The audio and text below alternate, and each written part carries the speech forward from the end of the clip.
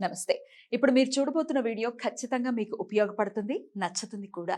మరి మీకు నచ్చిన విషయం నాకు తెలియాలి అంటే ఈ వీడియోని మీరు లైక్ చేయాలి, షేర్ చేయాలి, అలాగే మన ఛానల్‌ని సబ్స్క్రైబ్ చేయాలి. మీ సపోర్ట్‌ని నాకు అందిస్తారు కదా! ఓకే. ఇప్పుడు వీడియోని స్టార్ట్ చేద్దాం. నమస్తే, వెల్కమ్ టు అవర్ ఛానల్. నేను పద్మిని. ప్రస్తుతంతో పాటు ప్రముఖ ఆధ్యాత్మికవేత్త, ప్రముఖ న్యూమరాలజిస్ట్ లక్ష్మీ నరసింహస్వామి ఉపాసకురాలు శ్రీమతి స్రవంతి గారు మనతో పాటు ఉన్నారు. మాట్లాడదాం. నమస్తే అక్క. నమస్తే పద్మిని. అక్క, యాజ్ అ న్యూమరాలజిస్ట్ మీరు చెప్తూ ఉన్నారు, ఏదైతే అక్షరంతో మన పేరు మొదలవుతుందో వాళ్ళు ఎలా ఉంటారు అనేది చాలా బ్యూటిఫుల్ గా ఎక్స్ప్లెయిన్ చేస్తూ ఉన్నారు. అయితే కమెంట్ సెక్షన్ లో పెట్టండి అని చెప్పాను. ఏ లెటర్ వాళ్ళు ఎక్కువ ఉత్సాహంగా ఉన్నారు తమ గురించి, లేకపోతే తమ పేరు గురించి, కానీ లేకపోతే అసలు ఎట్లాంటి మార్పులు చేసుకోవాలి అనే విషయం తెలుసుకోవాలి అనుకుంటున్నారు, నేను తెలుసుకోవడం కోసం కమెంట్ సెక్షన్ లో పెట్టండి అని చెప్తే ఎన్ అనే అక్షరం కూడా చూసానక్క నేను. ఎన్ గురించి చెప్పండి అని అడుగుతున్నారు. అయితే ఇప్పుడు సర్నేమ్ లో కూడా ఈ క్లారిటీ ఇచ్చేస్తే బెటర్ కదా ముందే. సర్నేమ్ ఒకవేళ వేరే ఏదో ఉంది, సర్నేమ్ ఎంతో స్టార్ట్ అయ్యి అసలు పేరు కేతో స్టార్ట్ అవుతుందంటే ఏది చూసుకోవాలి? మన పేరే ఇంపార్టెంట్ మనకి. ఇప్పుడు ఇంట్లో అందరూ కూడా మన పేరుతోనే పిలుస్తూ ఉంటారు కదా. అలా అంటే మళ్ళీ అదేంటి ముద్దు పేరుతో పిలుస్తున్నారు, అది కూడా తీసుకోవాలి. ముద్దు పేరు నాని కాదు అనేది ఉంటుంది. అట్లా కాదు. నేమ్ అనేది, మన పేరు అనేది మనం ఎక్కడన్నా అంటే మీరెవరు అని అంటే ఏ పేరు చెప్తాం ముందు ఫస్ట్. ఆ లెటర్ అనేది ఇంపార్టెంట్ అన్నమాట. సో ఎన్ ఉంటే గనక చాలా ఎలాంటి పరిస్థితుల్లో కూడా ఎక్కడైనా కూడా నిలకడ అనేది కోల్పోరు అనమాట. కోల్పోరు అంటే వెంటనే కోపం తెచ్చేసుకోవడము, అరిచేయడం అట్లాంటిది ఏమి ఉండదు. తన మీద తనకి నియంత్రణ అనేది చాలా ఉంటుంది. అండ్ బాగా ఇంటెలిజెంట్ ఉంటారు, మాటలు బాగా మాట్లాడతారు. వాళ్ళు మాట్లాడిన తర్వాత ఎవరు కూడా ఇంకా కాదు అని చెప్పలేరు అనమాట. మంచి వక్తలు అవుతారు, ఎడ్యుకేషనిస్ట్లు అవుతారు. అంటే ఎవరికైనా ఏదైనా నేర్పించాలి, చెయ్యాలి అంటే ఉత్సాహం ఉంటుంది, నేర్చుకోవాలంటే కూడా ఉత్సాహం ఉంటుంది.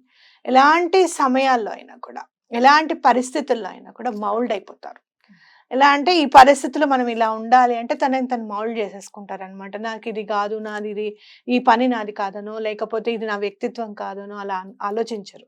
ఆ టైంకి ఆ పరిస్థితులకి అనుగుణంగా ఉండి ఆ వర్క్ చేసేసుకొని నెమ్మదిగా బయటకు వచ్చేస్తారు అనమాట. ఎవరైనా నచ్చలేదు వీళ్ళకి అని అనుకుంటే గనక ఆ నచ్చలేదు అన్న విషయం అవతల వ్యక్తికి తెలియనివ్వరు. వాళ్ళ వరకే అట్టు పెట్టుకుంటారు అనమాట. ఇష్టమైన వాళ్ళతో మాట్లాడతారు, నచ్చని వాళ్ళతో మాట్లాడకుండా వర్క్ చేసుకుంటూ వెళ్ళిపోతారు. ఇంకోటి వీళ్ళకి బాగా కలిసి వచ్చేది ఏంటి అని అంటే తన మాటకారితనం. ఎంత బాగా మాట్లాడతారు అని అంటే అవతల వాళ్ళని తొందరగా అట్రాక్ట్ చేస్తారు అనమాట. అది ఎందుకు వస్తుంది వీళ్ళకి అని అంటే మెర్క్యూరీ వల్ల వస్తుంది. మెర్క్యూరీ రూల్ చేస్తుంది. 5 అయితే మనం మామూలుగా ఈ అక్షరాలతో పేర్లు పెట్టండి అని అంటాం కదా.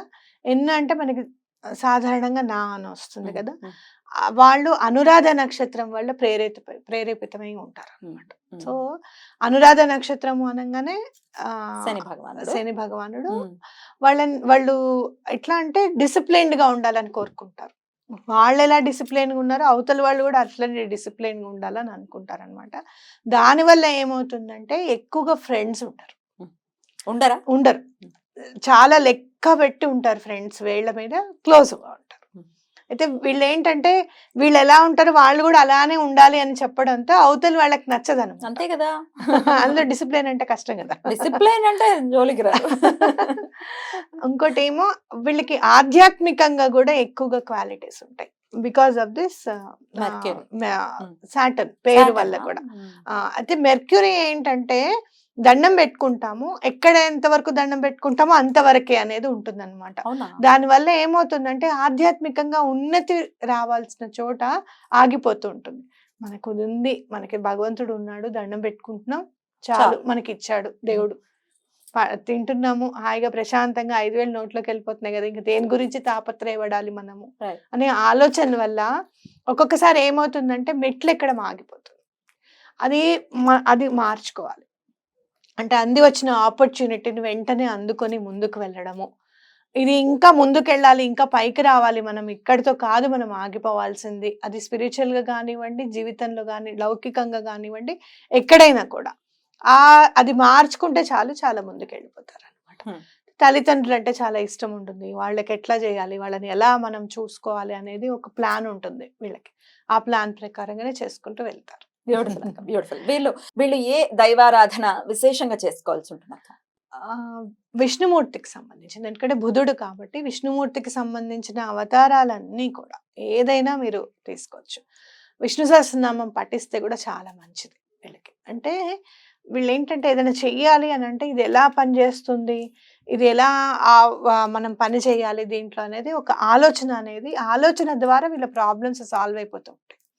సో స్ఫురణకి కలిగించాలి అంటే మెర్క్యూరీ అంటే ఇంకా తొందరగా ఆలోచన వస్తుంది కదా. సో అలా తొందరగా ఆలోచన రావాలి, ఇంకా కొంచెం సక్సెస్ అవ్వాలి అలాంటి విషయాలు అన్నప్పుడు చక్కగా విష్ణు సహస్రనామం చదువుకోవడం అనేది చాలా ఇంపార్టెంట్. వెంకటేశ్వర స్వామి ఆరాధన, అలా విష్ణువుకి సంబంధించినవి ఏమైనా కూడా వీళ్ళు ఆరాధించవచ్చు అనమాట. రైట్ అక్క.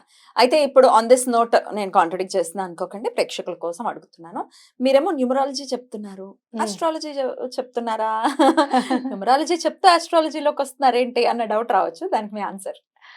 అంటే ఒక వ్యక్తిత్వాన్ని, అతని ఆలోచనని, అతని ఎదుగుదలని ఎక్కడి నుంచి మనము అంచనా వేయగలుగుతాము అనేది కరెక్ట్గా ఆలోచించాలన్నమాట. ఎప్పుడు కూడా పేరు అనేసరికి మీకు న్యూమరాలజీ నుంచి వస్తుంది, అలాగే మన నక్షత్రాన్ని బట్టి కూడా మన ఉంటుంది.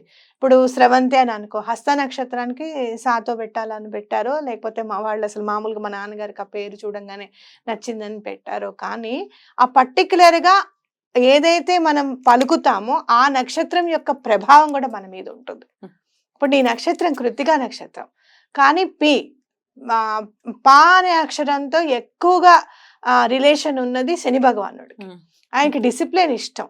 ఎవరైనా ఏమన్నా అంటే ఊరికనే నన్ను ఎందుకు అంటున్నావు నువ్వు అని అంటారు ఒకటే మాట ఫస్ట్. అవునా కదా? ఇవన్నీ క్వాలిటీస్ ఎందుకంటే ఆ నక్షత్రం అంటే ఆ పర్టికులర్ లెటర్ ని గవర్న్ చేస్తున్నారు కాబట్టి అట్లా ఉంటుంది అనమాట. సో మనం ఇక్కడ చెప్పేది ఎన్ గురించి టోటల్ అనాలిసిస్, అది ఎక్కడి నుంచి మనకు అందింది అనేది అన్ని తీసుకొని ఈ లక్షణం ఎందుకు ఉంటుంది ఈ పర్టికులర్ పర్సన్ కి అని చెప్తే, అవును బాగుంది, కరెక్టే కదా, నేను అలానే ఉంటాను అని వాళ్ళకి అనిపిస్తుంది. అలాగే తర్వాత మనం చెప్పే రెమెడీ కూడా చెయ్యాలి అన్న ఉత్సాహం వస్తుంది. అయ్యో విష్ణు సహస్రనామం చెప్పాం, వెంకటేశ్వర స్వామిని పూజించమని చెప్పాం, అయ్యో ఒక పిండి దీపం పెట్టుకుందామే, లేకపోతే భగవంతుడి గురించి ఇంకొంచెం ముందుకు వెళ్దామే, స్పిరిచువల్ గా ఒక అడుగు ముందుకేద్దామే ఆధ్యాత్మికంగా అని చెప్పి వాళ్ళకి అనిపిస్తుంది అనమాట. అందుకని అన్ని విధాల మనం అనలైజ్ చేసి చెప్పడం అనమాట. Right right, beautiful. రెండింటిని సమన్వయపరుస్తూ చక్కగా రెండిట్లో నుంచి సారాన్ని తీసుకుని చెప్తూ ఉన్నారు చక్కగా. అంటే ఇది సాంఖ్యశాస్త్రం మనకు సంబంధించింది కాదు అని అనేవాళ్ళు లేకపోలేరు, కానీ గ్రహాలను లెక్కించేది మరి సంఖ్యల ద్వారానే. ఆస్ట్రాలజీలో సంఖ్యాశాస్త్రాన్ని ఇష్టపడతారో తీసుకుంటారో నాకైతే తెలియదు, కానీ నేను మాత్రం న్యూమరాలజీ చెప్పినా కూడా ఆస్ట్రాలజీని కూడా నేను చాలా గౌరవిస్తాను పద్మిని. ఎందుకు అనంటే ఎక్కడొక్కడ మనకి అల్టిమేట్ గా మనకు కావాల్సింది ఏంటి అని అంటే మనకి సొల్యూషన్ కావాలి. ఖచ్చితంగా ఆ సొల్యూషన్ అనేది ఎక్కడి నుంచి దొరుకుతుంది అనేది మనకు అవసరం. ఇక్కడ గ్రహాలు అక్కడ గ్రహాలు అంతా ఒకటే సేమ్. కాకపోతే ఇప్పుడు ఎందుకు న్యూమరాలజీ ఎందుకు బాగా ప్రాశస్త్యంలోకి వచ్చింది అని అంటే, మనం ఎప్పుడో మర్చిపోయాం తిథుల ప్రకారంగా పుట్టినరోజులు చేసుకోవడం, డేట్స్ ప్రకారంగా చేసుకోవడం, అన్ని డేట్స్ ప్రకారంగా చేయడం. దీనివల్ల ఏమైందంటే సన్సైన్స్ కి ఇంపార్టెన్స్ బాగా వచ్చింది అనేది నా అనుభవంలోకి వచ్చింది అనమాట. రైట్. అయితే ఈ ఎన్స్ కి లక్కీ కలర్స్, లక్కీ డేట్స్ లక్కగా వివరించారు. మరి మీరు కూడా మీ అక్షరం వెంటనే ఇమ్మీడియట్ గా ఎపిసోడ్స్ లో చూడాలి అని అనుకుంటే మరి కమెంట్ సెక్షన్ లో తెలియజేయండి. రైట్ అక్క, thank you so very much. నమస్తే. నమస్తే.